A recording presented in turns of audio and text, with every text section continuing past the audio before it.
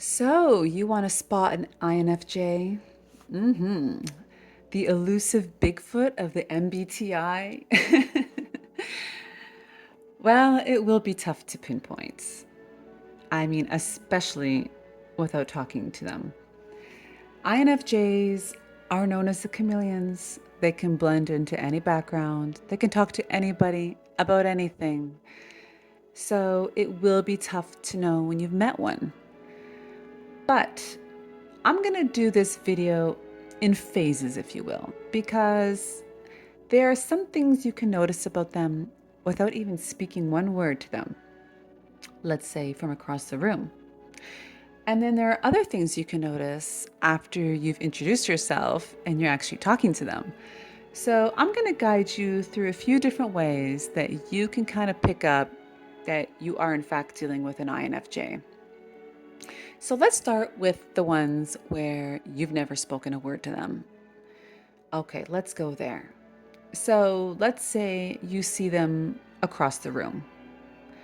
So what do you notice? Well, first thing, an INFJ takes pride in their appearance. Okay, they'll be dressed and groomed with intention. They'll show up on point and they're following dress code, if not even dressier than dress code. They're not going to be underdressed, that's for sure. Now, why is that? Well, INFJs know that physical appearance holds a lot of weight in society. So they use it. Yeah, they use it to show their social value. They're aware of that. And no, they don't care so much about being popular and all that. But if they're going to be in their own world at a party, for example, they will at least do it while looking good. I mean, if we got to be there, we're going to at least feel confident while we're there. So, what else can you observe about them without talking to them or knowing them? Okay, they're polite and they have really good manners. An INFJ really values manners and they'll be helpful. So, let's say, for example, you're at a party and someone spills a drink. The INFJ will be one of the first to get up and help clean up the mess. They'll also be the person who lends an extra hand to the hostess, serve a couple drinks or pick up some garbage along the way. And this is a little thing. I don't know if all INFJs do this, but I know I do this. If I go to the powder room, for example, at someone's house, and I notice it's kind of like, I don't know, untidy because others before me, I'll kind of tidy it up a bit. This sounds so weird to say out loud. Like, okay, I'm not scrubbing toilets, people, but the hand towel I'm gonna fold nicely, and the soap pump is gonna face good. I don't know. Maybe that's just my own little quirk, but whatever. Let me know down below, INFJs, if you do stuff like that. Okay. So let's move on from that weirdness. Something else to observe about them from afar. Okay. So, if you see them speaking with someone, you will notice that they aren't the ones doing the talking most of the time. It's probably, let's say, a 70-30 split. The INFJ is contributing, yeah, about 30% of the conversation max. They listen. I mean, INFJs are always listening. Okay, let's move on though. Let's say you have met the INFJ, and let's say you're in conversation with them. Okay, so as I said, you'll be doing most of the talking, right? It will be easy, okay? They'll ask you questions about yourself. One of the true giveaways is they will ask you something that nobody typically asks. So they may ask, how was that experience? Or how did that make you feel?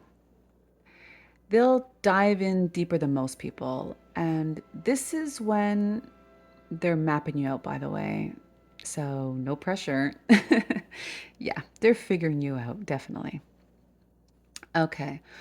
Another thing to note during conversation, once you have conversed with them for a bit and the INFJ seems a bit more comfy, Some dark humor will come out, maybe, and some sarcasm. And most likely, this will seem opposite of what you expected from them because how they present themselves can really seem, I don't want to say prim and proper, but they're just very collected, you know. And as I said before, they're really polite and they have good manners. And then all of a sudden, you're talking to them and, like, bam, you know, this sarcasm comes out and this dark, twisty humor comes out. And I guess that's the paradox of the INFJ, right? They show, I don't know, they start showing different sides of themselves. But yes, definitely that kind of humor. That's another sign of INFJ. Okay, another thing. INFJs, they'll go with the flow. So even in terms of beliefs, I'll give an example. If the INFJ says their favorite color is blue and you say your favorite color is green, I mean, they'll probably say something like, I can see why you chose that. Green is a great color. You see what I mean? Like, they won't invalidate your choices. This is an extremely simple example, but this translates to politics, religion, because the INFJ doesn't conform to staunch beliefs of anything. And the INFJ always feels that they have something to learn from everyone.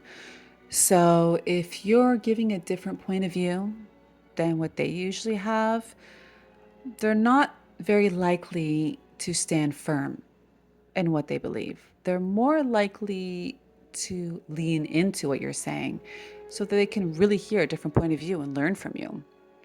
So that would be another tell, definitely, that you could be dealing with an INFJ. They're just really open minded like that.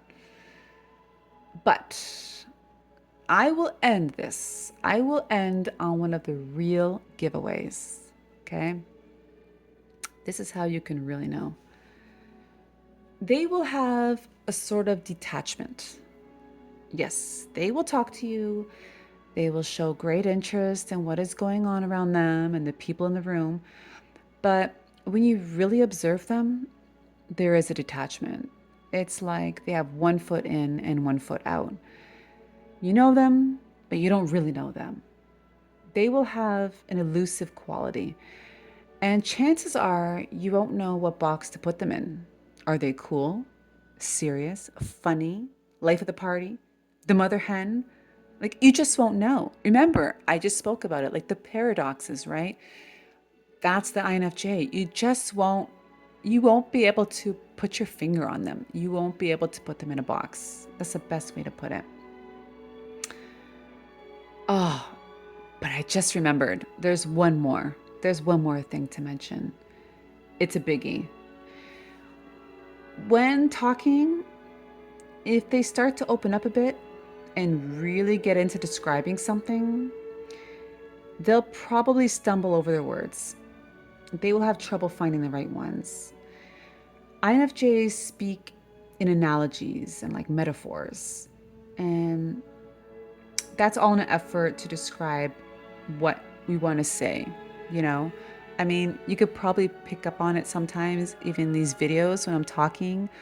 I'm kind of struggling to, I don't know, describe what's in my mind and what I'm, I don't know, trying to express, but that's typical INFJ. We we write way better than we speak, unfortunately. So that's a huge one. Yeah, if you just see them kind of like really struggling to find the right words to describe something, you could have an INFJ on your hands. Anyways, yes, that's some ways that you can know if you've spotted one in the wilds, as they like to say. So happy hunting. Okay, I'll see you guys in the next video. Take care of yourselves.